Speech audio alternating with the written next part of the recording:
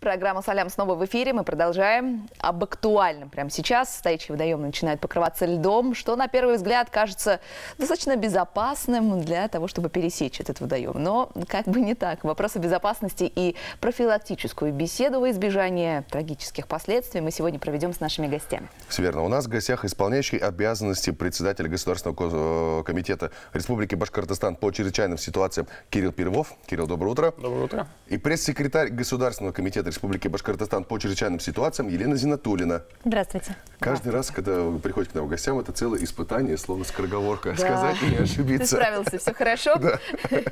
Но надеюсь, что и мы сейчас справимся с нашей беседой, с этой задачей непростой, но очень важной, напомнить нашим телезрителям, что безопасность превыше всего, и что нужно беречь себя и близких. Вот какие опасности в целом подстерегают жителей республики в этот сезон?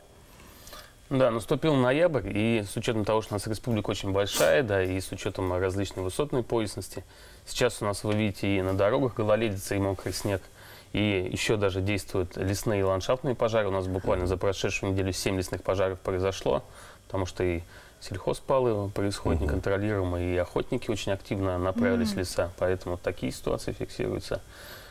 Понятно, что и техногенные пожары, количество возросло, потому что стали люди использовать печи, отопительные приборы. Тоже мы увидели увеличение количества таких пожаров. Ну и самый актуальный, наверное, риск, то, что вы уже сказали, это риск провала под тонкий лед или просто в воду, потому что еще и рыбаки очень активно и с воды рыбачат. Кто-то уже начал на тонком льду рыбачить, и дети гуляют возле водоемов, вы знаете, всегда вот этот тонкий лед привлекает. Поэтому вот такая опасность существует сейчас. Какие-то профилактические мероприятия проводятся, чтобы вот не допускать трагедии, как уже, наверное, многие слышали, что с этим тонким льдом дети выбегают, и начинается вот самое печальное. С целью недопущения трагических случаев на водоемах Государственным комитетом по чрезвычайным ситуациям традиционно организованы профилактические рейды, уроки безопасности в учебных заведениях, мониторинг толщины льда, выступления на радио, на телевидении и постоянные тренировки у спасателей, на которые, кстати, вы тоже можете принять участие, если будет желание посмотреть, как это у нас происходит. Это, кстати, мне кажется, очень интересно. В принципе, всю актуальную информацию можно всегда посмотреть на нашем официальном сайте, а также в наших социальных сетях. Ну, как говорится, лучший воспитатель – это палка. А бывает ли такое, Кирилл Сергеевич, что вы выходите, вот сегодня рыть по затону, находите малышей, которые балуются на льду, а-та-та, и родители такие, а вы что, профилактические работы? И тут Елена с корочкой, госкомитет такие, ну ладно, Хорошо, все. что ты здесь работаешь. Они помогают, методы профилактики Елене Николаевне. Слушайте, а какая толщина льда должна быть безопасна для человека, чтобы пересекать вот эти водоемы и, в принципе, на них играть? Ну, вообще считается безопасно 10 сантиметров. Тогда вы уже можете спокойно выходить, потому что все, что меньше, например, 5 сантиметров, может, конечно, вас выдержать, да, но лед, он обычно бывает очень неоднородный, и где-то может быть 5 сантиметров, а где-то его вообще не будет. Поэтому, если лед 10 сантиметров, можете спокойно выходить, рыбачить, гулять. Но это же особенная грузоподъемность, то есть вот 10 сантиметров... Нет, 10 сантиметров вот, 5 сантиметров вот. Сказали, что там, где даже нет, то Юля пройдет как святой человек по этому льду. В общем, от 10 и А что делать, если, да, простите, коллега, если вдруг провалился под лед, есть ли какая-то вообще возможность спастись, да, скажем так, и что вообще, что предпринять? Ну, самое главное, первое правило – это не паниковать. Нужно стабилизировать дыхание и позвать на помощь. Далее нужно широко раскинуть руки и попробовать зацепиться за кромку льда. Дальше нужно на край льда попробовать налечь грудью. Сначала закинуть одну ногу, а затем другую. И ползти в ту сторону, откуда вы пришли, потому что там уже прочность проверена. Да. Кстати, вот на днях я гуляла в своей Михайловке, и у нас там дети, ну, у нас есть озеро, там дети прям наспор бегали туда-сюда по озеру. То есть для них это игра. Рядом никого не было, было темно. Вот поэтому хочется обратиться к родителям, чтобы не оставляли своих детей без присмотра, напоминали почаще правила безопасного поведения и, конечно же, соблюдали эти правила безопасного поведения сами. Я думал, Елена скажет, так хотелось воспользоваться вашим методом, сорвать палку и побегать за ним по этому же льду. Слушайте, ну вот вы сказали, кстати, кстати, по поводу рыбаков. Вот сейчас, вот, да, вот, особенно когда водоемы уже начинают покрываться льдом, я вот сам замечал, что рыбаки начинают выходить. То есть, да, не задумываются о своей безопасности. Может быть, для них какие-то рекомендации тоже, раз уж мы с детьми-то попроще, тут, как говорится, ответственность все равно в большей степени на родителях. Но когда сам взрослый человек уже идет, да, на такой... пример. Да, показывает пример на столь небезопасный шаг. Здесь хотелось бы сказать, что пока вообще стоит воздержаться, да, от подледной рыбалки, потому что температура еще минусовая не установилась. Мы видим когда-то переход через ноль. Поэтому дождаться, как мы уже сказали, чтобы лед был 10 сантиметров, это раз. Далее, если вы выходите на подледную рыбалку, все-таки это нужно делать обязательно не одному, чтобы, если какая-то критическая ситуация, вам могли помочь. Пока вот в первое время, пока образуется еще лед, держаться подальше от середины водоемов, потому что там наименьшая толщина льда.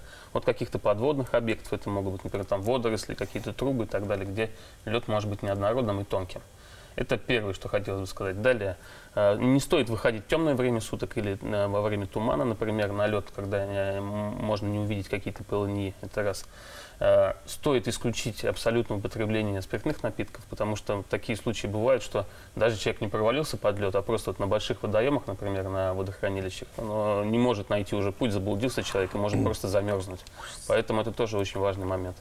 Вот. И не скапливаться больше там одного-двух человек в одном месте, потому что нагрузка возрастает, и это тоже может провалиться. А можно еще один коротенький вопрос? Вот 10 сантиметров толщина льда. Ну, не знаю, у меня нет ледоруба там какого-то, да, чтобы пробурить и какую-то опустить туда. Потом это так проверяется. Так, лед достаточно. В общем, линейки, да, измерить. А как на глаз примерно понять, что лед, ну вот... Может быть, цвет какой-то? Вот смотрите, для рыбаков обычно такой как бы метод. Лайфхак. То есть они выходят, ну, у них же есть ледобур, да, то есть буквально там полметра от берега сначала постучать, посмотреть, то есть если лед очень тонкий, он провалится раз.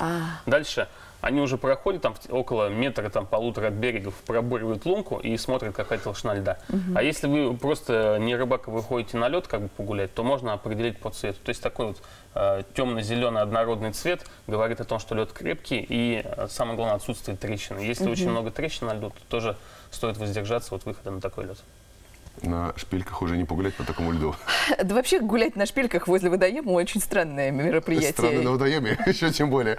Слушайте, подскажите, пожалуйста, а что делать? Вот ладно, мы разобрались с рыбаками. Еще, мне кажется, один совет тоже. Какой бы толстый лед ни был, но не заезжайте туда на машинах. Сколько роликов этих непонятных, где тонут машины, но согласитесь. Но совсем мало времени. Очень короткий вопрос про экстремалов, которые на снегоходах вылетают еще. Действительно, любителей среди зимних видов увлечений очень много. Люди выезжают как на коньках, на лыжах, на снегоходах. Есть и те, которые выезжают на автомобилях. Это очень-очень опасно.